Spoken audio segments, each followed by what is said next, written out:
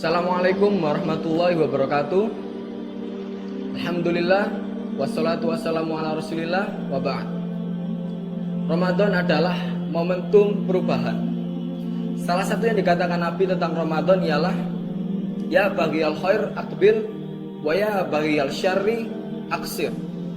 Wahai para pencari kebaikan, sambutlah, dan wahai para pencari kemaksiatan, berhentilah.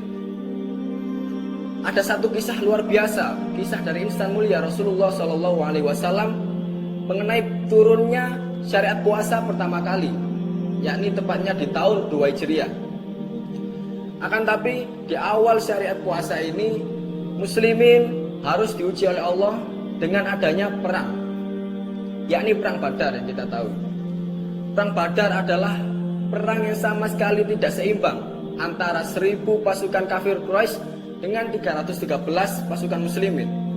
Sementara di bagian kafir Quraisy sudah persiapkan peralatan perang yang begitu hebatnya, sementara kaum muslimin mereka datang ke Badar membawa peralatan seadanya, karena mereka ke sana sebenarnya hanya ingin menghalang dari kafilah dagang Abu Sufyan. Kemudian ketika menghadapi 1000 pasukan sebesar itu, apakah sahabat menyerah begitu saja? Jawabannya adalah tidak. Salah satu sahabat mulia, pemimpin Ansor saat itu, Sa'ad bin Mu'adz radhiyallahu anhu, beliau berkata, "Ya Rasulullah, seandainya di depan kita itu adalah lautan dan kau menyuruh kami untuk terjun ke lautan itu, niscaya kami akan terjun ya Rasulullah." Sebuah perkataan yang luar biasa dari lisan orang beriman. Ketika Ramadan pertama para sahabat Nabi harus diuji dengan perang Badar, mereka mempersiapkan fisik terbaik mereka, mereka mempersiapkan iman terbaik mereka. Lalu bagaimana dengan Ramadan kita? Ramadan kita sama sekali tidak ada apa-apanya jika dibanding Ramadan para sahabat Nabi. Bahkan Rasulullah SAW sendiri hanya menikmati Ramadan 9 kali seumur hidupnya. Sementara kita, banyak Ramadan kita yang terlewati sia-sia, yang terlewati dengan amal-amal yang sama dari tiap tahunnya, tidak ada peningkatan. Apakah di tahun ini kita masih lalai dalam Ramadan kita? Apa kita memanfaatkan karantina ini untuk bermalas-malasan dalam Ramadan kita? Mari kita cek diri sendiri. Ada hikmah lain di dalam Badar, yakni ketika malam sebelum peperangan, Rasulullah SAW bersama sahabatnya Abu Bakar pergi ke tenda. Kemudian beliau berdoa dengan doa yang diulang-ulang, "Ya Allah, penuhilah janjimu. Jikalau engkau tidak memenangkan kami di Badar ini, niscaya engkau tidak akan disembah lagi."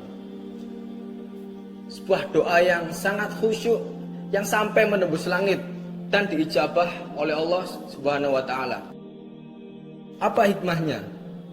Ketika manusia dihadapkan dengan suatu problem yang besar, suatu permasalahan yang besar, kalau kita pakai akal pikiran kita pun itu adalah hal mustahil atau itu adalah jalan buntu, maka kita contoh Rasulullah SAW, yakni beliau melangitkan doanya dengan khusyuk, karena beliau tahu mustahil itu adalah ilmunya manusia, sementara ilmu Allah tidak ada yang mustahil.